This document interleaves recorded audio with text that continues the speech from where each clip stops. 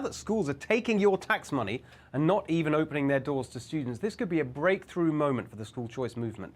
Let's talk about that now with Director of School Choice at the Reason Foundation, Corey DeAngelis. Corey, look, I don't want to talk about the principle. We all agree school choice, great. I've been fighting for it. What I'm interested in hearing from you is just some sense of the options that are there. It's not just charter schools provided by local, enabled by local governments. Innovation and entrepreneurial activity is really giving parents lots of new and different options. Can you tell us about some of them?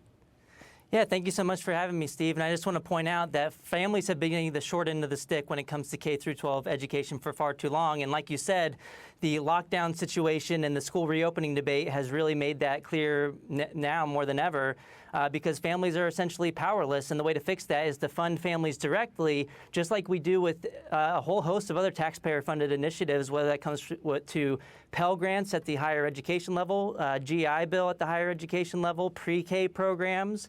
Also, that deals with education and food stamps. The money goes directly to families, and families can pick different providers of the service. And so we should do the exact same thing when it comes to K-12 education. And if you like, we can even call it something like UBEI, Universal Basic Education Income. Have the funding go to the families, and we should fund students instead of school systems, just like we do with all these other programs.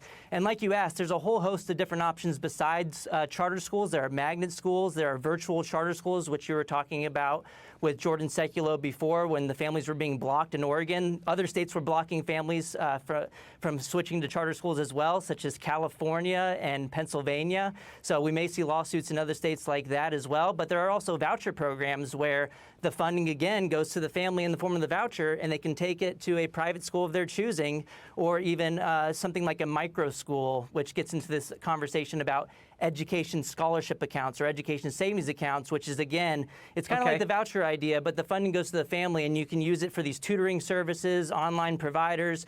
And there already have been families getting together in large numbers across the United States. Washington Post just wrote about it a couple of days ago, where families are getting together in groups of like 10, 5 to 10 students in one household, and they're essentially outsourcing the process of homeschooling, and this is called micro schools.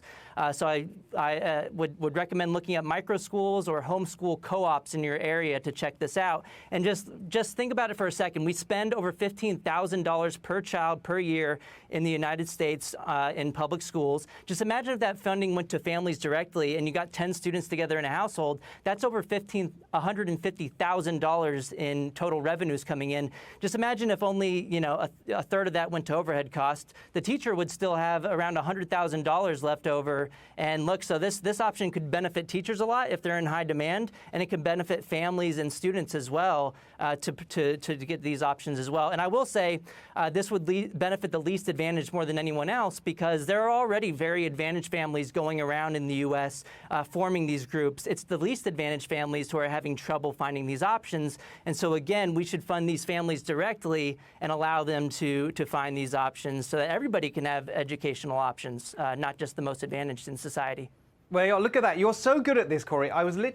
You answered all the questions that I was going to put to you. Thank you so much. I think we should make you Education Secretary. That was absolutely fantastic. Love the conversation about micro schools, a sort of twist on homeschooling. People should look that up. It's really, really interesting. Corey, we'll stay in touch as our campaign moves forward. For the moment, thank you very much. I want to bring back Kim and Steve on this. Kim, I just think, I mean, you heard that whole conversation. My call for people getting their money back if they're not getting what they want in terms of the school districts opening schools. All these innovative options, entrepreneurialism, providing new opportunities for parents to deliver the education for their children that they want in different ways. I think it's a really exciting moment potentially. Oh, I think it's enormous because it's pushing everything to the fore. And let me point out who's really pushing it to the fore. It's the unions.